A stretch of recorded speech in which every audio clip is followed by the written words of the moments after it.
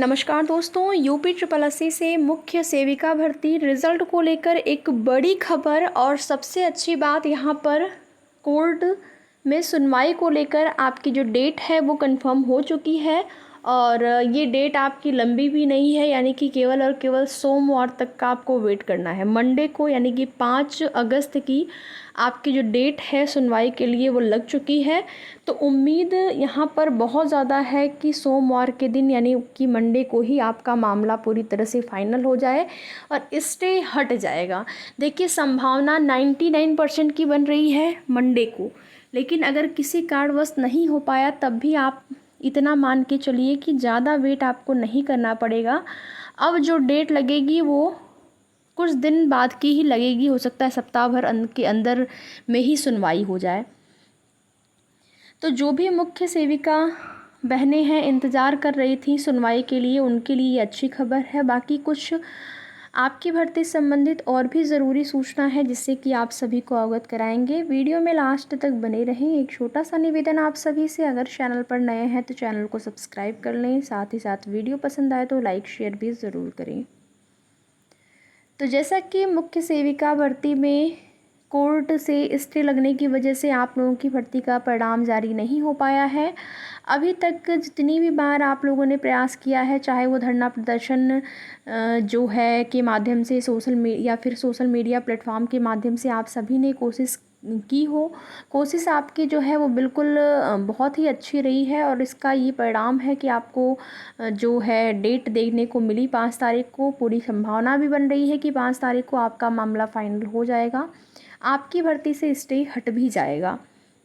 तो यहाँ पर सबसे बड़ा सवाल ये होता है कि क्या सोमवार को मामले का निस्तारण होने के बाद, अगर मान लीजिए सोमवार को नहीं भी हो जाता है मामले का निस्तारण, फिर भी आप ये मान के चलिए कि इस महीने में 20 से पहले पहले आप लोगों की भर्ती में आपको आपका जो मामला है वो निस्तारित होगा। और उसके बाद इसी महीने के अंतिम तक, लास्ट तक आप लोगों का परिणाम भी जारी हो सकता है।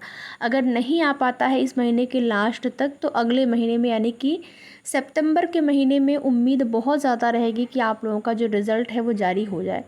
देखिए, आपकी भर्ती जो है प्रमुखता पर है, ठीक है। शासन, सरकार और विभाग में भी मुख्य सेविका बहनों की कमी है, तो प्रमुखता पर तो भर्ती है, बस यहाँ पर कोर्ट से स्टे हटने की देरी है।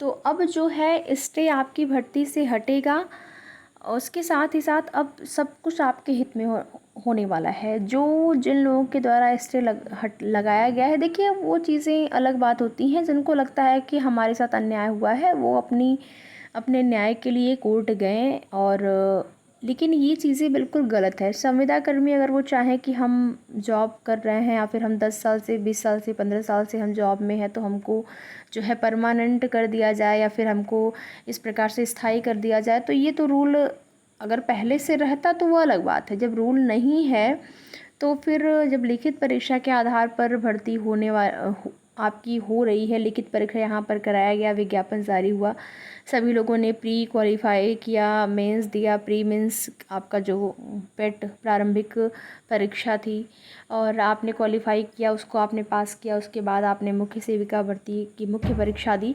तो ये सारी चीज़ें जो है अगर आपने करी है, लिखित परीक्षा के आधार पर भर्ती हो रही है, तो ऐसा नहीं है कि संविदा कर्मी आएंगे और आपकी भर्ती को पर स्टे लगा के चले जाएंगे। ये तो बिल्कुल भी यहाँ पर केवल और केवल ये उन लोगों ने जो है टाइम आपका बर्बाद किया है और अपना भी बर्बाद किया। अगर देखा जाए तो ये टाइम की बर्बादी ही है, इससे कुछ नहीं होने वाला है। जीत आप लोगों की होगी और सब कुछ आपके हित में होने वाला है।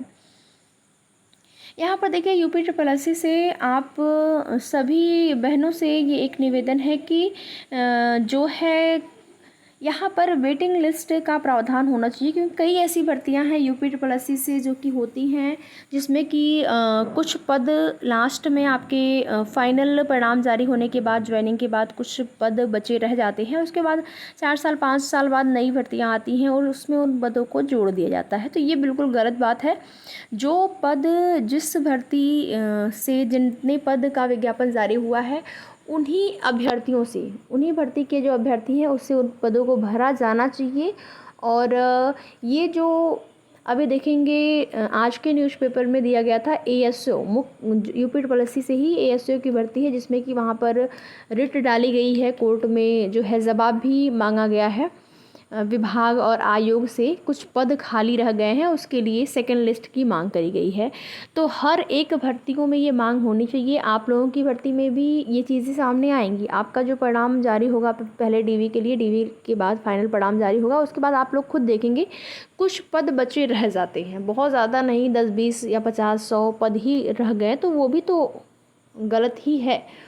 तो उन पदों के लिए मांग होनी चाहिए। आप सभी लोग भी एक बार जो है इसके लिए प्रयास करिएगा, क्योंकि आपकी भर्ती में भी आगे यानी कि भविष्य में ये चीज़ें आपको देखने को मिलेंगी। सेकंड लिस्ट की मांग होनी ही है और होनी चाहिए। आयोग ने अगर ये रूल जो है ला दिया, ये नियम ला दिया कि वेटिंग लिस्ट आनी चाहिए, तो ये अभ्यर्थियों के हित में होगा। बाकी आगे की जो भी जैसी भी सूचना होगी आपकी भर्ती संबंधित, आप सभी को उसकी जानकारी समय समय पर इस चैनल के माध्यम से दी जाएगी। तो वीडियो में लास्ट तक बने रहने के लिए आप सभी का बहुत बहुत धन्यवाद।